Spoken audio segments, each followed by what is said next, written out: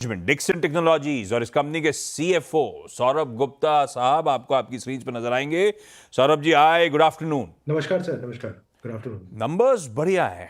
In fact थोड़ा सा मुश्किल हो रहा था कुछ फॉल्ट ढूंढने के लिए इस बार के तिमाही प्रदर्शन में। एक्सपेक्टेड लाइंस पे ग्रोथ, रिटर्न रेशियोज इंप्रूव हो रहे हैं। कुछ निगलिंग इश्यूज हैं, उस पर आगे मैं आऊंगा, बातचीत करूंगा। पर सौरभ सर, 9 महीने के रेवेन्यूज आ गए 28,500 करोड़ रुपए पे, साल दर साल 119% का बढ़िया जंप। Q4 अब ऑलमोस्ट एक महीना डाउन द लाइन आ ही चुके हैं हम लोग। किस तरह के समीकरण लग रहे हैं? ये मोमेंटम क्या Q4 में सस्टेन होगा? और आप लोग क्या मान के चल रहे हैं फुल ईयर का प्रदर्शन?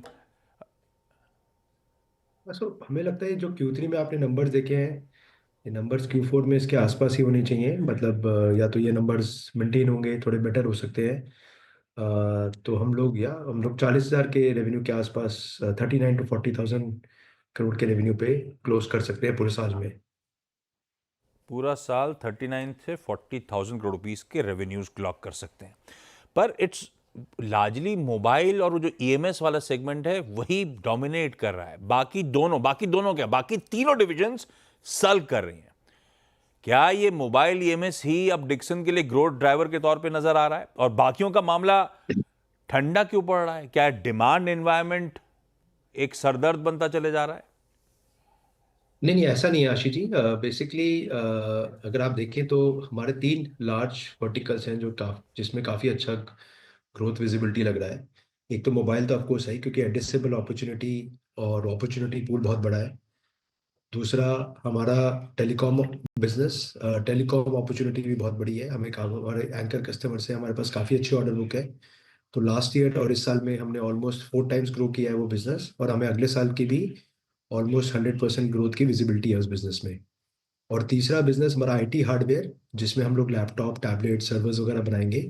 तो वो बिजनेस में भी हमने काफ़ी अच्छे मार्की क्लाइंट्स को ऐड करा है, और उस बिजनेस में भी अगले साल से नंबर्स आने शुरू हो जाएंगे, along with some backward integration as well, component भी करेंगे हम उन बिजनेसेस में। तो ये 3 बिजनेसेस अच्छे चल रहे हैं। उसके अलावा जो बाकी बिजनेसेस हैं, हमारा वॉशिंग मशीन का, वो भी ठीक है, उसमें भी ठीक नंबर्स आ रहे हैं। थोड़ा जो स्लो डाउन है वो थोड़ा टीवी के बिजनेस में स्लो डाउन लग रहा है, क्योंकि मार्केट्स टीवी की नहीं ग्रो कर रही है। बट अगर आप सबसे बड़ी एड्रेसेबल अपॉर्चुनिटी देखें तो मोबाइल और फिर आईटी हार्डवेयर बड़ी अपॉर्चुनिटी है, और उसमें हम लोग एक अच्छा मार्केट शेयर लेना चाहेंगे। ले भी रहोगे शायद आप लोग। मैं मार्केट शेयर पे आगे आता हूं। एक, जब मैंने निगलिंग वरीज की बात करी थी तो बिल्कुल ठीक है, मोबाइल ईएमएस साल दर साल 190% रेवेन्यू में उछाल था। पर क्या है, जब एलिवेटेड वैल्यूएशंस पे कोई स्टॉक चल रहा होता है तो लोग हर तरह से टटोलते हैं। उसमें सीक्वेंशियली 1% का डिक्लाइन था। तो ऐसा तो नहीं जैसे बाकी पॉकेट्स थोड़ा सा इस समय ठंडी पड़ी हुई हैं। क्या इसमें मोबाइल ईएमएस में अभी भी रोबस्ट डिमांड दिख रही है? सीक्वेंशियली क्यों मामला थोड़ा सा ठंडा पड़ा, या ग्रोथ क्यों नदारद थी?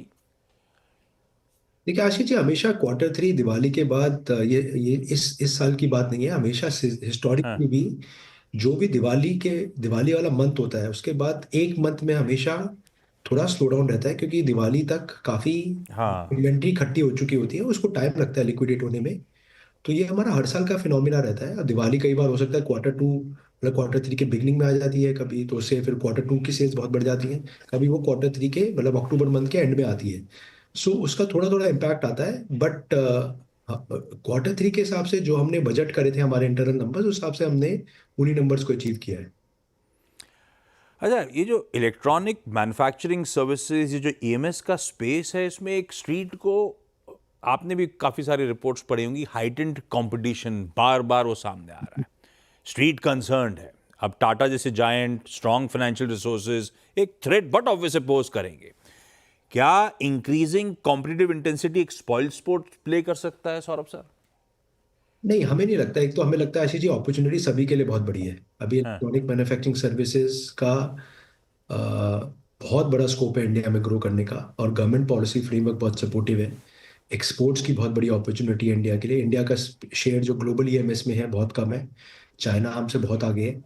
तो धीरे धीरे जो गवर्नमेंट का पॉलिसी फ्रेमवर्क है, इंडिया का डेमोग्राफिक डिविडेंड है, लेबर कॉस्ट है, एक लेबर पूल की अवेलेबिलिटी है, तो इंडिया अभी बहुत अपॉर्चुनिटी ग्रैब कर सकता है, एक तो लार्ज डोमेस्टिक मार्केट के लिए और एक ग्लोबल मार्केट्स के लिए। तो एक तो अपॉर्चुनिटी सभी के लिए बड़ी है।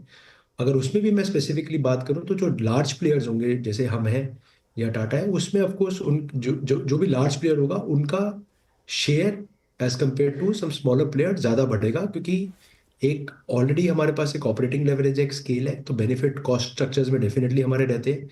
और प्लस हमारी बैकवर्ड इंटीग्रेशन डिजाइनिंग कैपेबिलिटीज भी है, जिससे हमें एक और मोड क्रिएट होता है बिजनेस में, और एक और कॉम्पिटिटिव स्ट्रेंथ क्रिएट होती है बिजनेस में।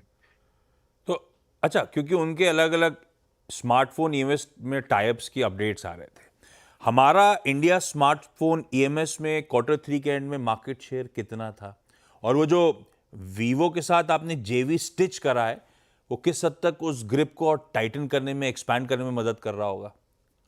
तो Ashish ji, total India market जो स्मार्टफोन्स की है वो इंडिया में है ऑलमोस्ट 15 करोड़ की, 150 मिलियन की मार्केट है वॉल्यूम टर्म्स में।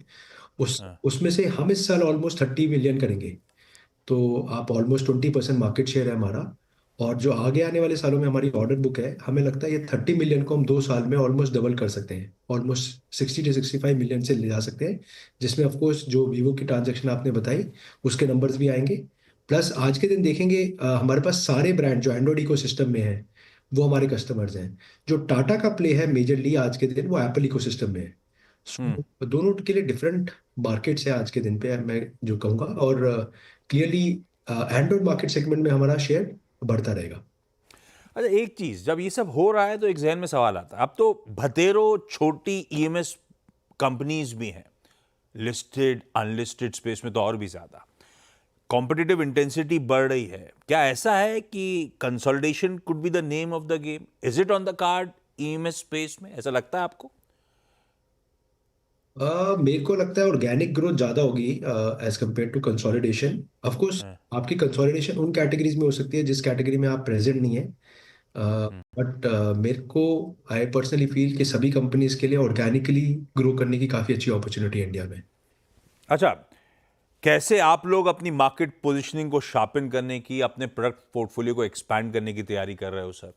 प्लस वो अब एक बड़ा फोकस था डिस्प्ले फैब बिजनेस का, किस तरह के इन्वेस्टमेंट प्लान्स, किस तरह की स्ट्रैटेजी वहां पर? तो जैसे कि आपने देखा आशीष जी, हमारा सबसे बड़ा प्ले मोबाइल्स में है, तो अब हमारा हाँ, नेक्स्ट स्ट्रैटेजी ये है कि इसको और मैन्युफैक्चरिंग को डीपन करना है, कंपोनेंट्स पे फोकस करना है। तो हमने ऑलरेडी हाँ, अपनी पार्टनरशिप एचकेसी के साथ अनाउंस करी है डिस्प्ले मॉड्यूल में। यस, हाँ, ऐसे ही हम लोग और पार्टनरशिप्स परस्यू कर रहे हैं aggressively on precision component, mechanicals जो फोन के होते हैं, die cuts, battery packs, camera modules. And similarly display fab जो हमने अभी बोला है इन्वेस्टर्स को, ये भी हमारा उसी उसी स्टेप में एक डायरेक्शन है। क्योंकि डिस्प्ले फैब भी हमारा एक स्ट्रेंथ क्रिएट करेगा, एक मोड क्रिएट करेगा। और ये तीनों कैटेगरीज में यूज होगा, चाहे हमारा टीवी कैटेगरी हो, चाहे हमारा आईटी हार्डवेयर कैटेगरी हो, और चाहे मोबाइल कैटेगरी हो, जहाँ पे ऑलरेडी हमारा एक लार्ज मार्केट शेयर है। तो आइडिया है कि इसको और फर्दर डीपन करें, कंपोनेंट्स में आए, इंक्लूडिंग डिस्प्ले में आए, और उसको हम और अपना एक स्ट्रेंथ क्रिएट करें। और अपना, और ये सारे बिजनेसेस जो भी कंपोनेंट्स के हैं, ये सारे मार्जिन एक्रेटिव बिजनेस हैं। इनके अच्छे मार्जिन्स हैं, अच्छे पेबैक्स हैं, और और अच्छा ग्रोथ आउटलुक है इंडिया में। अच्छा, बढ़िया एड्रेसेबल मार्केट है, एक्सपैंड कर रहा है, आप नए नए सेगमेंट्स में उतर रहे हो, बड़ा ट्रैक्शन है, तो सेल्स रेवेन्यूज के फ्रंट पे तो रोबस्ट नंबर्स हैं। अच्छी बात यह कि आप लोग लार्जली अपने मार्जिन्स को डिफेंड कर पाते हो, तो पर्कुलेट होकर प्रॉफिटेबिलिटी में नजर आता है, ट्रांसलेट हो जाता है। और मार्जिन्स लार्जली इन लेवल्स के आसपास डिफेंड होते हैं। इस बार जरूर 10 बेसिस पॉइंट्स के आसपास गिरे होंगे, लेकिन टेक और give and take 10-20 basis point margins largely intact रहते हैं। कॉन्फिडेंट कि इन लेवल्स पे मार्जिन्स बनाए रखोगे आप लोग? मार्जिन्स के टर्म पे आउटलुक क्या है? हमें लगता है आशीष जी 2 साल में हमारे मार्जिन प्रोफाइल बढ़ेगा, क्योंकि जितना भी हमें कंपोनेंट में आएंगे मोबाइल से रिलेटेड और आईटी हार्डवेयर के कंपोनेंट से, ये सारे के सारे मार्जिन एक्रेटिव है कंपनी लेवल पर। प्लस और रीजन है कि ऑपरेटिंग लेवरेज और किक इन होगा। जैसे आपका रेवेन्यूज सपोज लास्ट ईयर 18,600 से, इस साल हम 39 to 40,000 करोड़ करेंगे, इसके बाद और ग्रोथ करेंगे अगले साल। तो क्लियरली ऑपरेटिंग लेवरेज बेनिफिट आएगा, और एक कंपोनेंट से जो मार्जिन एक्सपेंशन आएगा वो काफी अच्छा आएगा। तो हमें लगता है कि 2 साल में हम अपने मोबाइल बिजनेस का मार्जिन, जो कि हमारे सबसे बड़ी अपॉर्चुनिटी है, उसमें हम 100%, 100 बिप्स मार्जिन कम से कम एक्सपैंड कर सकते हैं। पर पता है, इस समय अपना ब्रेड एंड बटर जो है वो मोबाइल फोन बिजनेस है, एक्सपोनेंशियल ग्रोथ आ रही है उस स्पेस में।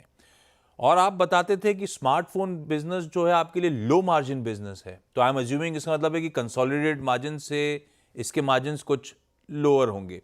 और इसी का अगर ट्रैक्शन बढ़ रहा है तो ये मार्जिन इन लेवल्स पर डिफेंड करना मुश्किल नहीं होगा सौरभ सर? नहीं नहीं, बिल्कुल ठीक कह रहे हैं आप। जो अभी फिलहाल बिजनेस है उसमें बिल्कुल ठीक है कि मोबाइल के मार्जिन रिलेटिवली लोअर होते हैं एज कम्पेयर टू और बिजनेस, जो हमारे हमारे और बिजनेस में मार्जिन होते हैं। बट जैसा मैंने आपको बताया, जितना हम लोग बैकवर्ड इंटीग्रेशन करेंगे मोबाइल्स में, उससे मार्जिन एक्सपैंड होगा, और वो अगले साल के H2 से रिफ्लेक्ट होना शुरू हो जाएगा।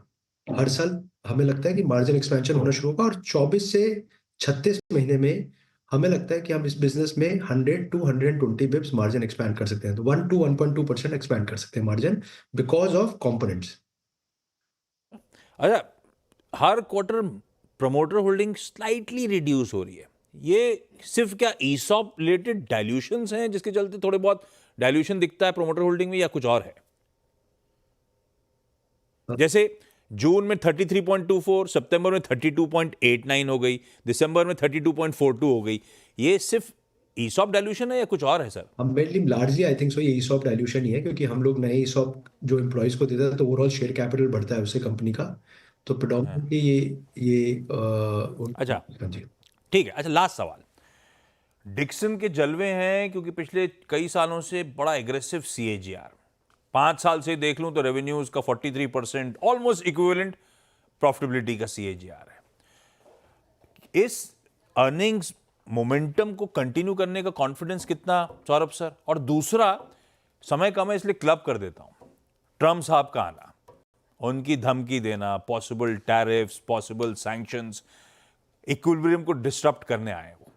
ट्रम्प 1.0 में ऐसा हुआ था। जब ऐसा हुआ था, जब 1.0 में हमारी इंडियन कॉन्ट्रैक्ट मैन्युफैक्चरिंग कंपनीज को कितना वाकई फायदा हुआ था क्या? देखिए, ट्रम्प 1.0 में पहली बात, जब scale and size Indian companies का ईएमएस में बहुत छोटा था, हाँ, वो स्केल एंड साइज बढ़ गया है। और ट्रम्प 1.0 में ज़्यादातर इलेक्ट्रॉनिक प्रोडक्ट्स जो कि मोबाइल फोन से, उन पे उन्होंने टैरिफ नहीं लगाया था चाइना पे। अब वो ट्रम्प 2.0 में वो टैरिफ लगाते हैं नहीं लगाते हैं, वो ट्रम्प साहब ही जानते हैं, और हमें पता चलेगा मे बी आगे आने वाले महीनों में। अगर वो टैरिफ लगाते हैं चाइना पे, तो क्लियरली इंडिया को बेनिफिट होगा, और इंडियन कंपनी जैसे हम हैं, क्योंकि जिन्होंने एक स्केल अचीव कर लिया है, जिनके एक बैकवर्ड इंटीग्रेशन कैपेबिलिटीज़ है, और अच्छे ब्रांड्स के लिए ऑलरेडी बना रहे हैं, तो हमें डेफिनेटली उसका एडवांटेज मिलेगा। Saurabh sir, thank you so much जुड़ने के लिए। सौरभ सर कॉन्फिडेंट है, थोड़े बहुत निगलिंग वरीज, वो स्लो डाउन बहाने बने थे उस दिन, जिस दिन रिजल्ट आए थे उस दिन बहुत पेन आया था स्टॉक में।